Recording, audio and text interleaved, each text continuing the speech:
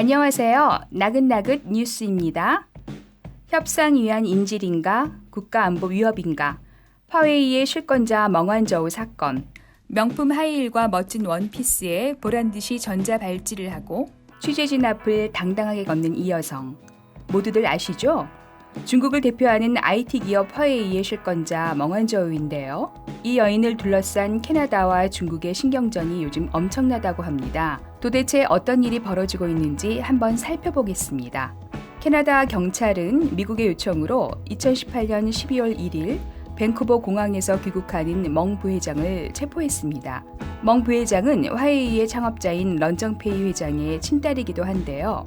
캐나다 경찰은 미국의 제재 대상국인 이란에 통신 장비를 판매했다는 혐의와 미국 통신업체의 기밀을 탈취한 혐의 등으로 화웨이 창업자인 런정페이 회장의 친딸을 발목에 전자발찌를 채워 밴쿠버 자택에 24시간 연금시켜온 것입니다. 지난달 27일 브리티시 컬럼비아주 대법원은 중국 통신장비업체 화웨이의 최고 재무책임자 겸 부회장인 멍완저우의 미국 송환 요건이 충족한다고 판결했습니다.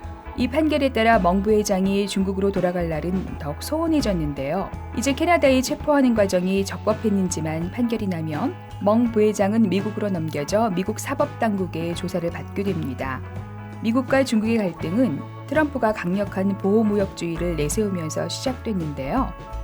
양국은 관세전쟁을 비롯해 전방위적으로 날카로운 신경전을 벌여왔습니다.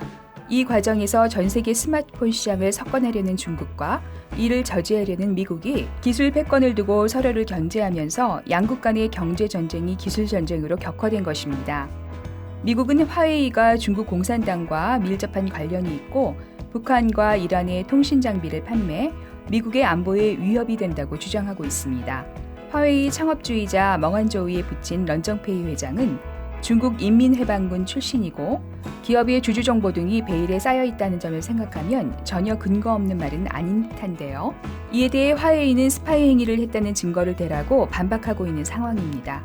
런정페이 회장은 2019년 9월 10일 미국 뉴욕타임즈 영국 이코노미스트와 인터뷰를 갖고 미국과 서방의 우려를 불식하기 위해 사실상 자사의 모든 것을 개방할 수 있다고 주장했습니다. 이렇게 치열했던 양국의 경제무역 전쟁은 코로나19 사태를 계기로 한동안 잠잠했었는데요. 최근 중국의 홍콩 보안법 제정 결의와 이에 대한 미국의 홍콩 특별지위 폐지 절차 도입으로 미중 간의 갈등은 보다 격화될 것으로 예상됩니다. 문제는 이 때문에 캐나다와 중국 관계까지 악화일로를 걷고 있다는 점입니다. 캐나다 여론조사기관 리서치코가 지난 2019년 7월에 실시한 여론조사 결과에 따르면 응답자의 67%가 중국과의 관계가 더 가까워지는 것을 지지하지 않는다고 답했습니다. 대중인식이 이처럼 급격하게 악화된 이유는 멍 부회장 체포 이후 중국이 캐나다인 2명을 억류하고 캐나다 농산품 수입을 금지하는 등 다양한 보복 조치를 취한 데 따른 반작용인 것으로 보입니다. 중국은 2019년 국가안보 위해 혐의로 캐나다 전직 외교관 마이클 코브릭과 대북 사업가 마이클 스페이버 등 캐나다인 2명을 체포했고 일부 캐나다산 캐놀라 수입을 금지하는 등 무역 보복도 감행했었죠. 캐나다도 가만히 있지 않고 빅3 이동통신사가 모두 화웨이의 5G 장비를 쓰지 않기로 결정했다고 2일 AP통신이 밝혔습니다.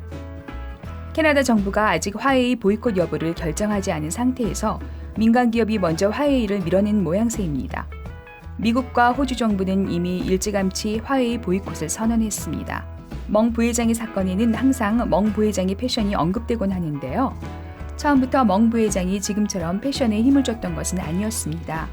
사건 초기만 해도 멍 부회장은 평범한 차림으로 언론에 노출됐었죠. 그랬던 멍 부회장의 차림새와 태도는 어느 순간 급격히 달라져 요즘은 값비싼 명품과 장신구들로 치장을 하고 전자발찌가 훤히 보이는 치마를 입은 차림새로 언론 앞에 나타나고 있습니다. 이를 두고 화웨이가 멍 부회장이 외부에 보여지는 모습을 전략적으로 바꿨다는 해석이 나오고 있습니다.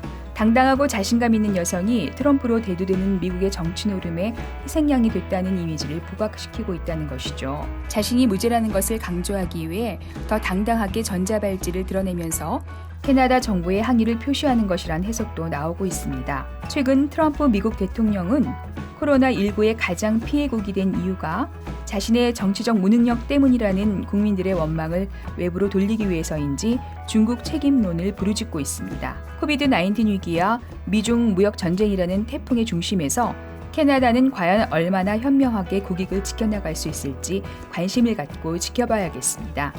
지금까지 나긋나긋 뉴스 해나였습니다.